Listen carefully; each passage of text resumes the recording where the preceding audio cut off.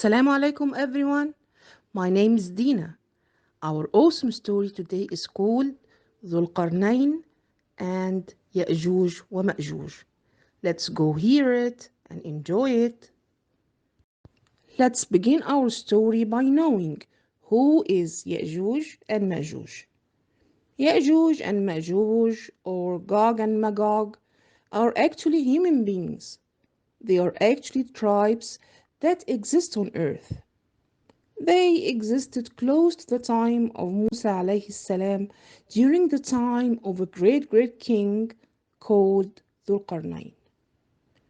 Dhul-Qarnayn was an extremely powerful king, and he was a very good man who worshipped Allah subhanahu wa ta'ala.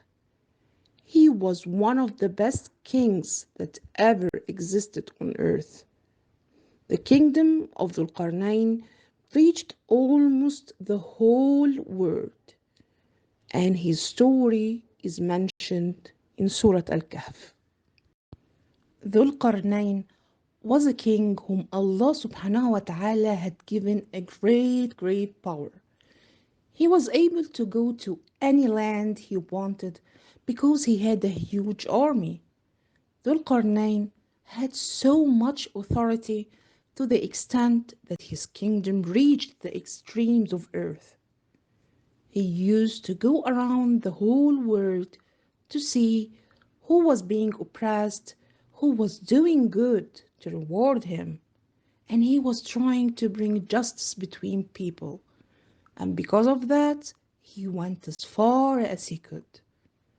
That's what he spent his life doing, traveling around the world and applying justice and carrying the message of worshipping Allah subhanahu wa ta'ala. When Dhul-Qarnayn reached the place of the setting of the sun, he found it going down into a black sea, which means that Dhul-Qarnayn reached a very far end of the world, where he found a group of people living there. Allah subhanahu wa ta'ala inspired Dhul-Qarnayn to either be good to that people or punish them according to their deeds. So Dhul-Qarnayn told them, Whoever has done wrong, we will punish him, then Allah Almighty will punish him even more in the hereafter. As for those who believe, they shall have the ultimate reward, and we will be gentle and easy with them. Dhul-Qarnayn was a fair and humble king who never used his power in a wrong way. He continued traveling until he reached the place of the sun rising, which means that he reached a far land in the east, where he found another group of people that had nothing to protect them from the sun, and they lived in a very primitive way. So he helped them. Then he followed a third road as mentioned in Surah Al-Kahf, until finally he found a passage between two mountains where there was a group of people who could not speak to him, as they were cut off from any civilization, and they could hardly understand his language. Can you understand what I am saying? Those primitive people tried to communicate with Dhul-Qarnayn using signs, and Dhul-Qarnayn knew how to speak with them. They told him that the tribes of Ya'juj and Ma'juj were causing a lot of damage on earth, which meant that the primitive people were interacting with Ya'juj and Ma'juj. Ya'juj and Ma'juj were corrupting, killing, and causing a lot of chaos by their violent acts. The primitive tribe told Dhul-Qarnayn, "You are such a powerful great king, and you are so good to us.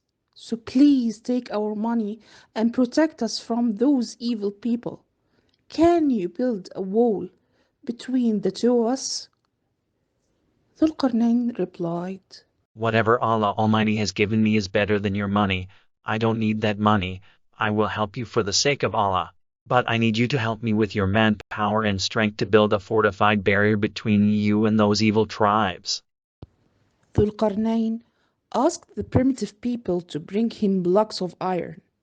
Then he laid them down between the two mountains, and he told them, "Blow into it," which meant to use a massive fire to melt the iron. When the iron became red hot, he said, Bring me molten copper to pour it over the iron. when the barrier was built, the people of Ya'juj and Ma'juj were entrapped inside an area where they couldn't escape at all. They could neither climb over the barrier nor could they dig a hole through it. After the barrier was complete, Zul-Qarnayn told the primitive tribe, This is a mercy from my Lord that he enabled us to protect you from them, but when the promise of my Lord comes, he will make this wall collapse and level with the ground, and the promise of my Lord is truly going to come, no doubt. and the promise of my Lord is truly going to come, no doubt. This is our belief. Dhul-Qarnayn's story is mentioned in Surah Al-Kahf, chapter 18, verses 83 to 99. In the name of Allah, the most gracious, the most merciful. إنا مكنا له في الأرض وآتيناه من كل شيء سببا فأتبع سببا حتى إذا بلغ مغرب الشمس وجدها تغرب في عين حمئة ووجد عندها قوما قلنا يا ذا القرنين إما أن تعذب وإما أن تتخذ فيهم حسنا قال أما من ظلم فسوف نعذبه ثم يرد إلى ربه فيعذبه عذابا نكرا وأما من آمن وعمل صالحا فله جزاء الحسنى وسنقول له من أمرنا يسرا ثم أتبع سببا حتى إذا بلغ مطلع الشمس وجدها تطلع على قوم لم نجعل لهم من دونها سترا كذلك وقد أحطنا بما لديه خبرا ثم أتبع سببا حتى إذا بلغ بين السدين وجد من دونهما قوما لا يكادون يفقهون قولا قالوا يا ذا القرنين إن يأجوج ومأجوج مفسدون في الأرض فهل نجعل لك خرجا على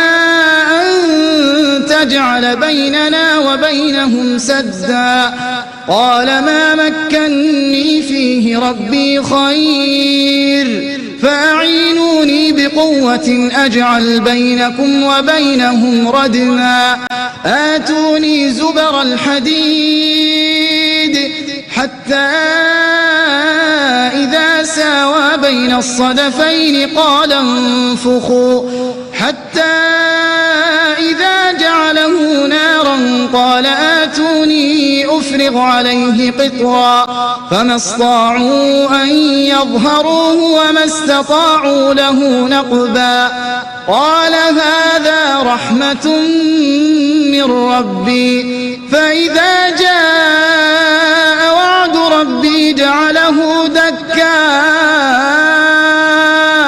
وكان وعد ربي حقا وتركنا بعضهم يومئذ يموج في بعض ونفخ في الصور فجمعناهم جمعا. I was so happy to be with you guys. Wait for me next Monday, inshallah, in another awesome story. Salam alaikum.